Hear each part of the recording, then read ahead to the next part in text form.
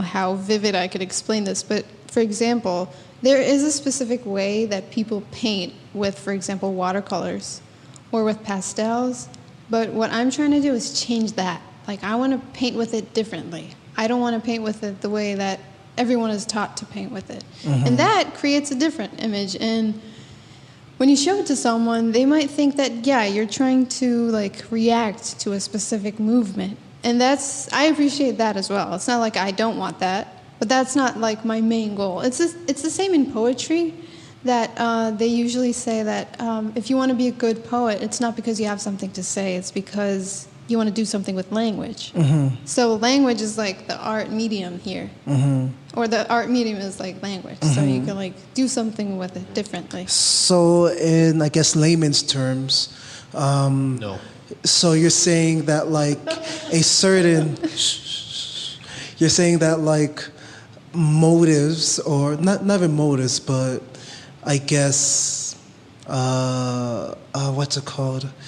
Agenda shouldn't supersede art in a sense. Yeah. Yeah. Yeah, you're right. Yeah, and also the medium is the message as well, if you get what Yeah. that means. Yeah, the medium, Yeah. and maybe sometimes I see this happen at museums, especially when I go with other artists. They look at a specific painting or something or a sculpture, and they keep thinking how someone did that. Like, how could they do this? I went to a museum one time with one of my friends who's an artist, and he was looking at it was a huge oil and resin painting that was done. Like, resin is very weird. It looks like glass sometimes.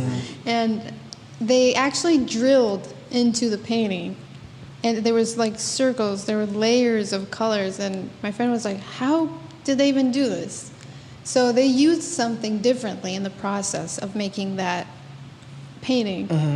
That was what was keeping us so long at that painting, thinking, how was this painted? Yeah. And then we were like, yeah, and it looks like this, it looks like that, the colors are like that. I think that's really interesting right now. Yeah. That's something people were like, it's something that you could start working on, like messing up a little bit with the mediums, but it'll actually turn into something good. Yeah. Yeah. Yeah, I see, yeah, because I feel like maybe it is just a creative sort of thing, but getting caught up in the gear, I guess in the gear and everything surrounding creating, that you start to miss out, or just you start to lose focus on just making in the first place, regardless of the tools that you have. That's not to say, because to make something decent, like you do need a certain standard of tools and opportunities, and just decent even? decent, just like decent. Decent is whatever decent means to you, David. But I'm trying to be constructive here. Thank you very much. Well, that's the thing. It's like art, right? Yeah. What is it? Anyway, It's just so that's the thing, right?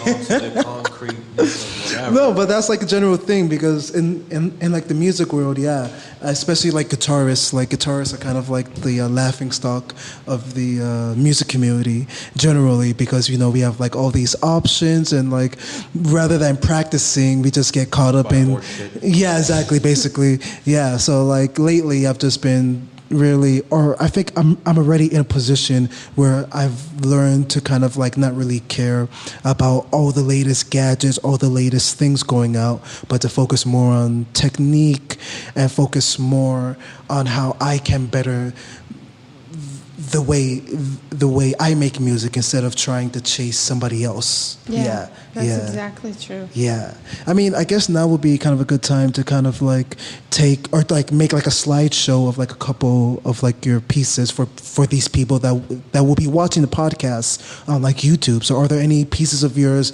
that you're like really proud of and really want to show off? Yeah, there's one that's my most recent one. It's called Earthquake. It's very different. It's a digital art piece. It's done with... Yeah, I saw it. Yeah, I did it like with my iPad. Do you know what it reminds me of? What? Dragon, like you've watched Dragon Ball Z, Yes. right? So do you know the movie with like what's his face? Janemba? The devil. Yeah, the devil-looking guy. Did you ever watch it? No. no, really, because like the so it background looks pastel like colors reminds me, Pastel. yeah, because it was like I think it was like it was like Goku and Vegeta fighting him in like his version of hell, but it was like super colorful and like super pastel and stuff like that. Right. So kind of like the background elements of that art piece remind me of like that whole like fight scene. It's so interesting. I Yeah, didn't yeah, it know looks that. really, yeah. Yeah, we'll show you after, but like, yeah, you get what I mean? Yeah, it's like super freaky, but yeah.